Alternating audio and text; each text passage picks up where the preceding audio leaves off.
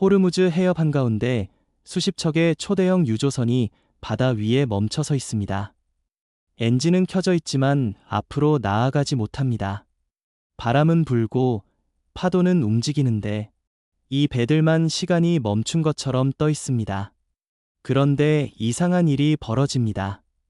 미국이 인도주의적 조치라며 일부 배들을 직접 호위의 밖으로 빼내겠다고 선언한 겁니다.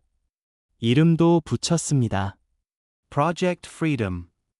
자유를 위한 작전. 막힌 길을 열어주는 선한 개입. 정말 그럴까요? 여기서 우리가 멈춰서야 합니다. 문제는 배가 막혔다가 아닙니다. 문제는 누가 그 배를 움직이게 할 수 있느냐입니다. 겉으로 보면 단순한 구조 작전입니다. 하지만 실제로는 훨씬 더 큰 변화의 시작일 수 있습니다. 왜냐하면 지금 이 순간 바다 위에서 보이지 않는 기준 하나가 만들어지고 있기 때문입니다. 이 배는 지나가도 된다. 이 배는 아직 기다려야 한다. 이 기준을 누가 정하고 있을까요? 바로 미국입니다. 이건 단순한 군사 작전이 아닙니다. 이건 별표 바다를 통과할 권한을 누가 쥐고 있는가 별표에 대한 선언입니다. 조금 더 직관적으로 생각해 보겠습니다. 여러분이 매일 출퇴근하는 길이 있다고 가정해 보죠. 그 길이 갑자기 막혔습니다. 그런데 어느 날 한 사람이 나타나 이렇게 말합니다.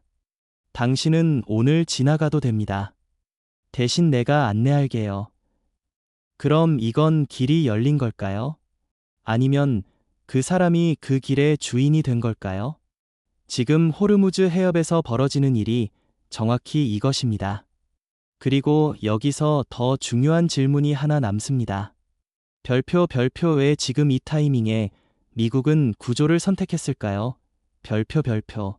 정말로 글로벌 물류를 정상화하기 위해서일까요? 아니면 그보다 더 큰 계산이 있는 걸까요? 문제는 여기서 끝나지 않습니다.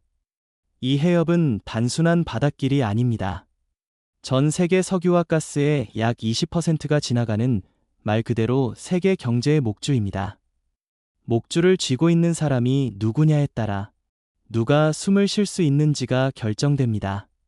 그런데 지금 그 목줄을 별표 풀어주는 사람 이 동시에 쥐고 있는 사람 별표 이 되고 있습니다. 이건 단순한 우연일까요?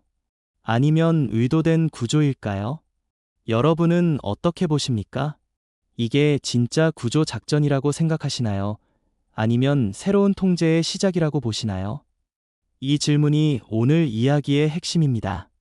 그리고 이걸 이해하려면 지금 호르무즈에서 실제로 어떤 일이 벌어지고 있는지, 그리고 2,000척의 배가 멈춰 있는지부터 차근히 봐야 합니다. 그 속에 숨겨진 구조가 생각보다 훨씬 크기 때문입니다. 지금 호르무즈 해협에서는 단순한 정체가 아니라 별표 선택이 이루어지고 있는 정지 상태 별표가 계속되고 있습니다. 약 2,000척. 이 숫자는 단순한 통계가 아닙니다. 그 안에는 원유를 실은 초대형 유조선도 있고 LNG 운반선도 있으며 자동차와 반도체 부품을 실은 컨테이너선도 포함되어 있습니다. 그리고 그 중에는 별표 한국 국적 선박 26척 별표도 그대로 멈춰 있습니다. 여기서 중요한 건 하나입니다. 이 배들이 못 움직이는 것이 아니라 별표 아직 움직일 수 없는 상태로 남겨져 있다는 점 별표입니다. 겉으로 보면 해협이 막힌 것처럼 보입니다. 하지만 실제로는 완전히 닫힌 것도 완전히 열린 것도 아닙니다. 바로 이 중간 상태, 이게 지금 상황의 핵심입니다. 왜냐하면 완전히 봉쇄된 해협이라면 모든 배가 똑같이 묵입니다.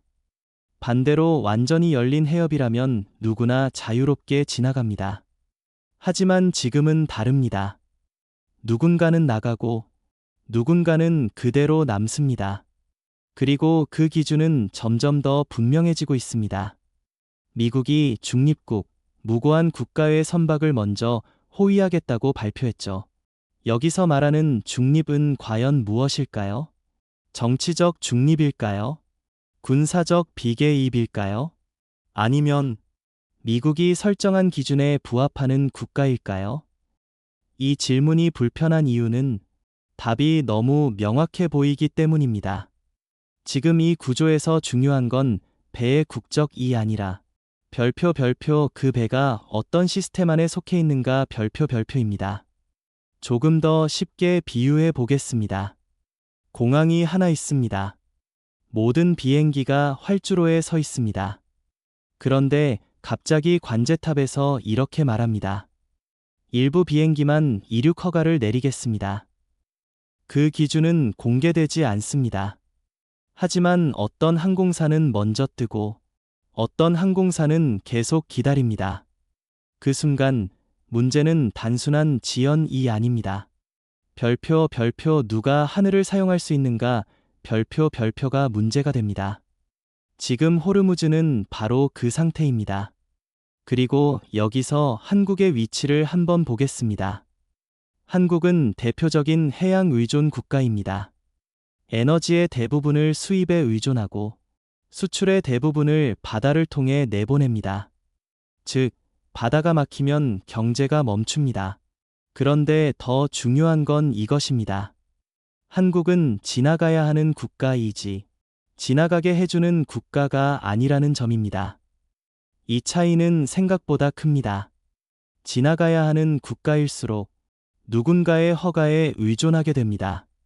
지금 한국 선박 26척이 멈춰 있다는 사실은 단순한 물류 문제가 아닙니다. 이건 질문 하나로 바뀝니다. 별표 한국은 이 시스템에서 우선 통과 대상인가? 만약 그렇다면 그 대가는 무엇일까요? 만약 아니라면 그 리스크는 어디까지 확장될까요? 문제는 여기서 더 깊어집니다. 지금 이 상황은 단순히 언제 풀릴 것인가의 문제가 아닙니다. 오히려 반대로 별표 이 구조가 앞으로도 계속 유지된다면 어떻게 될 것인가 별표의 문제입니다. 왜냐하면 한번 만들어진 기준은 다음 위기 때 반복되기 때문입니다. 오늘은 호르무즈입니다. 내일은 다른 해협일 수도 있습니다. 오늘은 중동입니다. 내일은 동북아일 수도 있습니다. 그리고 그때도 똑같이 질문이 나옵니다. 누가 먼저 지나가는가?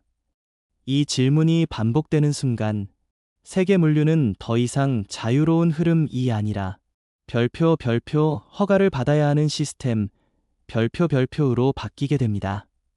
여기까지 오면 이제 하나의 감이 잡히기 시작합니다.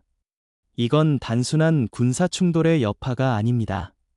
단순한 외교 협상의 결과도 아닙니다. 오히려 더 큰 구조, 별표 보이지 않는 통제 시스템이 작동하기 시작한 별표일 가능성이 높습니다. 그렇다면 이제 진짜 중요한 질문이 남습니다. 도대체 왜? 그리고 어떻게 이런 구조가 만들어질 수 있었을까요? 그 답은 석유보다 더 깊은 곳에 있습니다. 여기서부터 이야기는 완전히 다른 층위로 내려갑니다. 많은 사람들이 이렇게 생각합니다. 결국 이건 석유 때문 아닌가? 호르무즈니까 당연히 에너지 문제 아닌가? 겉으로 보면 맞는 말입니다. 하지만 실제로는 이건 석유보다 훨씬 더 깊은 구조의 이야기입니다. 별표 문제는 석유가 아니라 통과 허가권입니다. 별표 이걸 이해하려면 호르무즈 해협을 단순한 바다가 아니라 하나의 목으로 봐야 합니다. 전 세계 에너지 흐름이 이 좁은 통로를 통해 지나갑니다.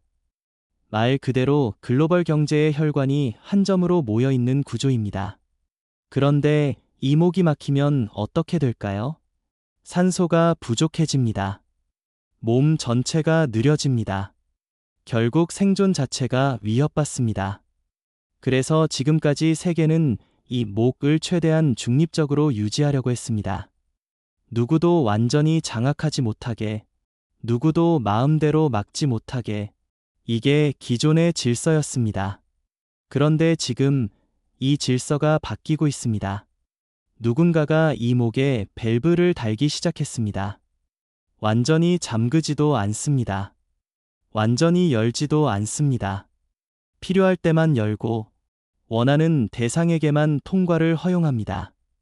이건 봉쇄가 아닙니다. 오히려 더 정교한 통제입니다. 왜냐하면 완전한 봉쇄는 반발을 불러옵니다. 하지만 선택적 개방은 합리적 조치처럼 보이기 때문입니다. 지금 미국이 하고 있는 호위 작전이 바로 이 구조입니다. 겉으로는 안전을 보장해주는 것처럼 보입니다. 하지만 실제로는 별표 미국의 보호를 받아야만 통과할 수 있는 시스템 별표를 만들고 있습니다. 이게 왜 중요한가? 이 순간부터 바다는 더 이상 공공재가 아니라 별표 관리되는 공간 별표로 바뀌기 때문입니다. 조금 더 직관적으로 비유해 보겠습니다. 원래는 누구나 자유롭게 드나들던 시장이 있었습니다. 그런데 어느 날부터 입구에 관리자가 서 있습니다. 혼자 들어가면 위험하니까 내가 같이 들어가 줄게. 처음에는 모두 안심합니다. 그래도 안전하네. 하지만 시간이 지나면 깨닫게 됩니다. 이제 혼자서는 들어갈 수 없다는 사실을. 이게 바로 자유의 형태를 띤 통제입니다. 그리고 이 구조가 작동하기 시작하면 그 다음 단계는 자연스럽게 이어집니다. 별표 누가 더 빨리 통과할 수 있는가 별표 누가 더 안정적으로 보호받는가 별표 누가 더 낮은 비용으로 이동할 수 있는가 별표 이 모든 것이 힘이 됩니다.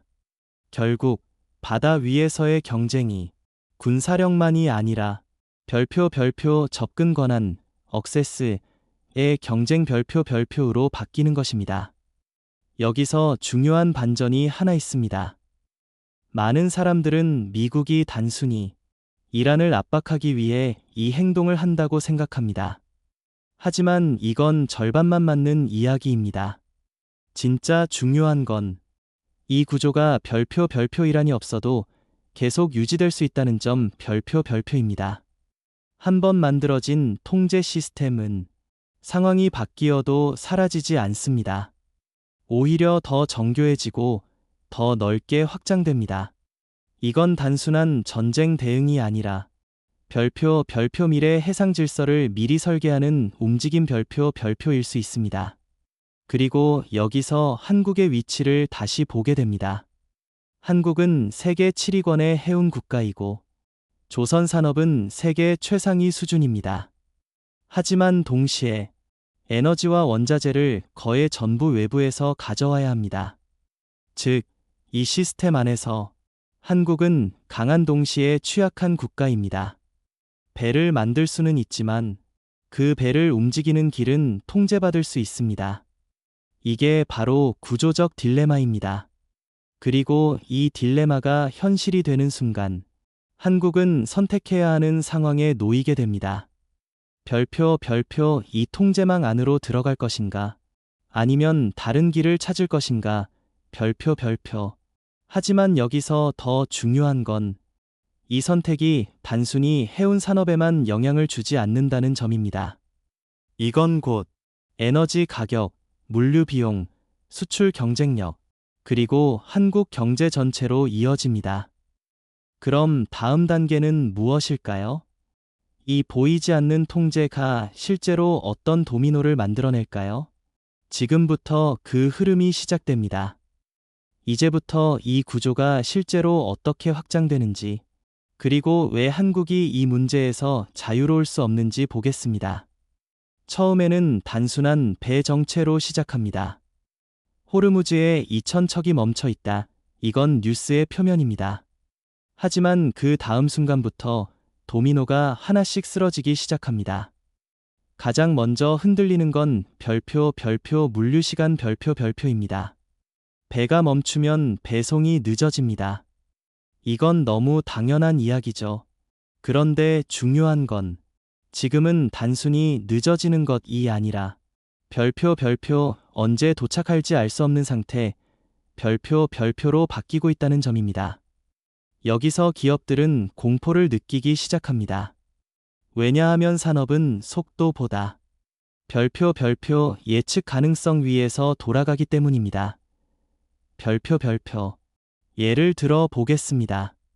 한국의 정유사, 화학기업, 발전소는 원유와 LNG가 언제 들어오는지를 기준으로 계획을 세웁니다. 그런데 이게 불확실해지면 어떻게 될까요? 단순히 비용이 오르는 문제가 아닙니다. 별표 공장을 멈춰야 할 수도 있습니다. 별표 여기서 첫 번째 도미노가 완성됩니다. 물류 불확실성 생산 차질. 그 다음 단계로 넘어가겠습니다. 생산이 흔들리면 기업들은 재고를 더 쌓기 시작합니다. 혹시라도 끊기면 안 되니까. 이건 자연스러운 반응입니다. 하지만 이 순간부터 또 다른 문제가 시작됩니다. 재고를 쌓는다는 건 돈을 묶어두는 것입니다. 기업의 현금 흐름이 나빠집니다. 그리고 동시에 시장 전체에서 물건이 부족해 보이기 시작합니다. 왜냐하면 모두가 미리 쟁여두기 때문입니다. 이게 두 번째 도미노입니다. 재고 확대 자금 압박 플러스 시장 공급 왜곡. 그 다음은 어디로 갈까요? 바로 별표 가격 별표입니다.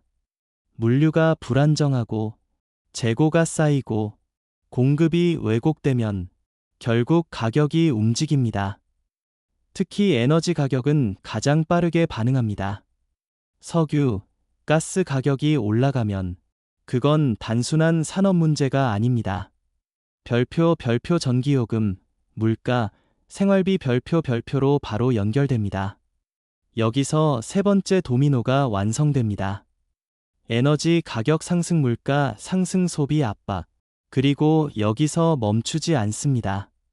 이 상황이 길어지면 정부와 중앙은행이 움직이게 됩니다. 물가를 잡기 위해 금리를 올리거나 기업을 지원하기 위해 재정을 투입하거나 환율을 방어하기 위해 외환을 사용하게 됩니다. 이건 곧 별표 거시경제 전체의 흔들림 별표로 이어집니다. 금리, 환율, 증시, 모든 것이 연결되어 움직이기 시작합니다. 여기까지 오면 하나의 그림이 완성됩니다. 바다에서 멈춘 배 한 척이 한국의 물가와 금리까지 흔들 수 있다는 것. 이게 바로 촉포인트의 진짜 힘입니다. 하지만 여기서 더 중요한 레이어가 하나 있습니다. 이 모든 변화가 모든 국가에 동일하게 영향을 주는 것이 아니라는 점입니다. 누군가는 더 빨리 통과하고 누군가는 더 오래 묵입니다. 그 차이가 곧 경쟁력이 됩니다. 예를 들어 보겠습니다. 어떤 국가의 선박은 미국의 호의를 받아 빠르게 통과합니다. 그럼 그 국가는 원유를 더 빨리 확보하고 생산을 유지하고 가격 경쟁력을 유지할 수 있습니다. 반대로 통과가 늦어지는 국가는 생산이 늦어지고 비용이 올라가고 시장 점유율을 잃게 됩니다. 이게 네 번째 도미노입니다. 별표 통과 속도 격차, 산업 경쟁력 격차 별표. 그리고 여기서 한국의 위치가 다시 드러납니다. 한국은 수출로 먹고 사는 나라입니다. 반도체, 자동차, 배터리 모두 글로벌 경쟁 속에서 움직입니다. 그런데 만약 한국 기업들이 원자재를 늦게 받고 제품을 늦게 보내게 된다면 어떻게 될까요? 경쟁국이 먼저 시장을 가져갑니다. 이건 단순한 일시적 손실이 아닙니다. 한번 잃은 시장은 다시 되찾기 어렵습니다. 그리고 여기서 또 하나의 질문이 생깁니다. 별표 그렇다면 한국은 이 격차에서 살아남을 수 있을까요? 별표 아니면 이미 구조적으로 불리한 위치에 들어가고 있는 걸까요? 문제는 여기서 더 확장됩니다. 이 상황이 반복되면 기업들은 단순히 대응하는 수준을 넘어서 별표 전략 자체를 바꾸기 시작합니다. 별표 공장을 옮기거나 공급망을 재편하거나 특정 국가와 더 강하게 묵이게 됩니다. 이건 단순한 위기가 아니라 별표 글로벌 산업 지도 자체가 다시 그려지는 과정 별표입니다. 그리고 그 중심에 있는 것이 바로 누가 바다를 통과할 수 있는가입니다. 여기까지 보면 이제 감이 옵니다. 이건 단순한 해상 위기가 아닙니다. 이건 물류 에너지 물가 산업 국가 전략으로 이어지는 완전한 시스템 도미노입니다. 그런데 여기서 한 가지 더 생각해 봐야 합니다. 이 모든 것이 위기처럼 보이지만 정말 모든 국가에게 위기일까요? 혹은 누군가에게는 이 상황 자체가 기회가 될 수도 있을까요? 이 질문에서 가장 중요한 반전이 시작됩니다. 여기까지 보면 대부분의 사람들은 이렇게 결론을 내립니다. 결국 이건 글로벌 위기다. 한국도 큰 타격을 받을 수밖에 없다. 겉으로 보면 맞는 이야기입니다. 하지만 바로 여기서 가장 중요한 반전이 등장합니다. 별표 이 상황은 모든 국가에게 위기가 아닙니다.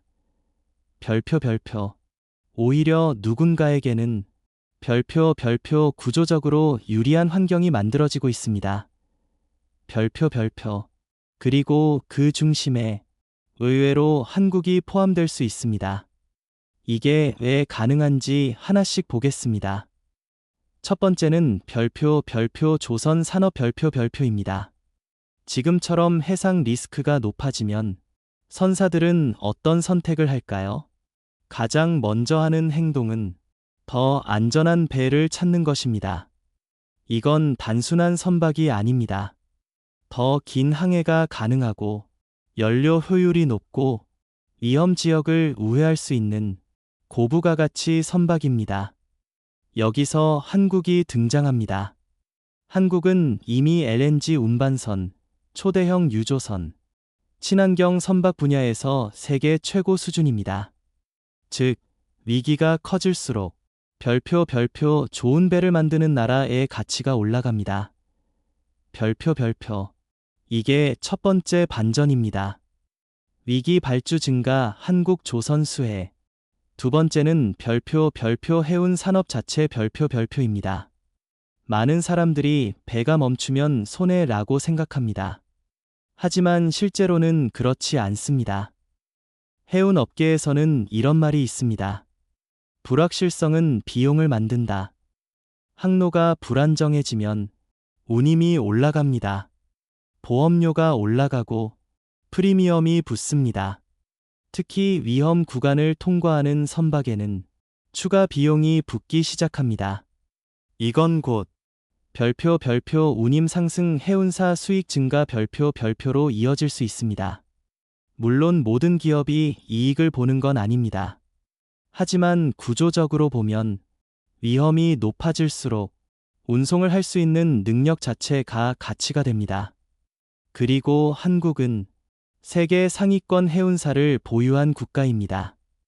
여기서 두 번째 반전이 완성됩니다. 정체 손실이 아니라 정체 가격 상승 일부 플레이어 수익 확대. 세 번째는 더 중요합니다.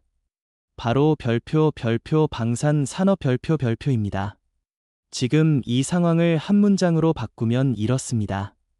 바다가 안전하지 않다. 이 한 문장은 수십억 달러짜리 시장을 만들어냅니다. 왜냐하면 각국은 자국의 해상물류를 보호해야 하기 때문입니다.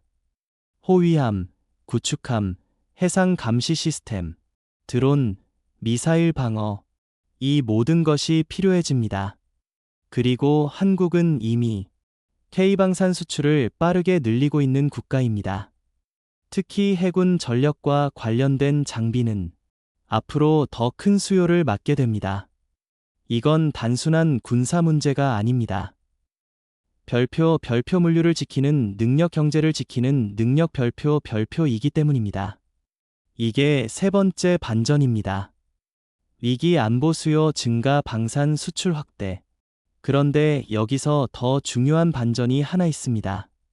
많은 사람들이 이렇게 생각합니다. 미국이 통제하면 다른 국가는 불리해진다. 하지만 이건 절반만 맞는 이야기입니다. 왜냐하면 이 통제망 안으로 들어가는 순간 별표 예측 가능성을 얻을 수 있기 때문입니다. 별표 다시 말해 완전히 자유롭지만 위험한 바다보다 통제되지만 안정적인 바다가 기업 입장에서는 더 나을 수 있습니다. 이건 매우 중요한 심리 변화입니다. 기업들은 자유보다 안정성을 선택하기 시작합니다. 그리고 그 안정성을 제공하는 쪽이 바로 규칙을 만드는 쪽입니다. 이게 네 번째 반전입니다. 통제 제약이 아니라 통제 안정성 새로운 표준. 그렇다면 여기서 다시 질문이 돌아옵니다. 한국은 어디에 서 있을까요? 이 통제망 안에서 안정성을 얻는 쪽일까요? 아니면 그 밖에서 불확실성을 감당해야 하는 쪽일까요? 문제는 선택이 단순하지 않다는 점입니다. 통제망 안으로 들어가면 안정성을 얻지만 동시에 별표 자율성을 일부 포기해야 합니다. 별표 반대로 밖에 남으면 자율성은 유지되지만 별표 리스크를 전부 스스로 감당해야 합니다. 별표 이건 단순한 산업 선택이 아닙니다. 국가 전략의 문제입니다. 그리고 이 선택은 지금 이 순간이 아니라 앞으로 몇 년 동안 한국 경제의 방향을 결정할 수 있습니다. 여기까지 오면 이 상황이 단순한 위기인지 기회인지 더 이상 단순하게 구분할 수 없다는 걸 알게 됩니다. 오히려 이건 별표 어떤 선택을 하느냐에 따라 결과가 달라지는 구조 별표입니다. 그렇다면 이제 마지막 질문으로 넘어가야 합니다. 이 구조가 앞으로 어떻게 전개될까요? 그리고 한국은 어떤 시나리오 속에 들어가게 될까요? 그 답은 생각보다 빠르게 드러날 수 있습니다. 이제 남은 건 하나입니다. 이 구조가 앞으로 어떻게 전개될 것인가? 그리고 그 흐름 속에서 한국은 어디로 밀려가게 될 것인가? 여기서 중요한 건 예측이 아니라 별표 가능한 시나리오를 읽는 능력 별표입니다. 왜냐하면 지금 벌어지는 일은 단일 사건이 아니라 여러 갈래로 갈라질 수 있는 구조적 변화이기 때문입니다. 크게 세 가지 시나리오로 나눠서 보겠습니다. 첫 번째 시나리오, 별표 통제된 안정화입니다. 별표 미국의 호위 작전이 점점 확대됩니다. 더 많은 선박이 이 시스템 안으로 들어옵니다. 겉으로 보면 상황이 안정됩니다. 배가 다시 움직이고 물류가 조금씩 정상화됩니다. 하지만 여기서 중요한 변화가 하나 있습니다. 이제 바다는 예전처럼 자유로운 공간이 아니라 별표 관리되는 통로 별표로 굳어집니다. 기업들은 자연스럽게 선택합니다. 위험하지만 자유로운 경로 대신 통제되지만 안정적인 경로를. 이게 반복되면 어떻게 될까요? 어느 순간부터 허가받지 않은 이동은 비정상적인 행동으로 간주됩니다. 이게 바로 새로운 표준이 됩니다. 이 시나리오에서 한국은 비교적 유리한 위치에 설 수 있습니다. 왜냐하면 미국과의 동맹 구조 안에 있기 때문입니다. 한국 선박은 상대적으로 더 빠르게 통과할 가능성이 높습니다. 에너지 수급도 안정적으로 유지될 수 있습니다. 하지만 여기서 반드시 따라오는 조건이 있습니다. 별표 그 시스템 안에 계속 남아 있어야 한다는 것 별표 이건 안정성과 동시에 별표 전략적 의존 별표를 의미합니다. 여기서 질문이 하나 생깁니다. 이건 보호일까요? 아니면 장기적인 묶임일까요?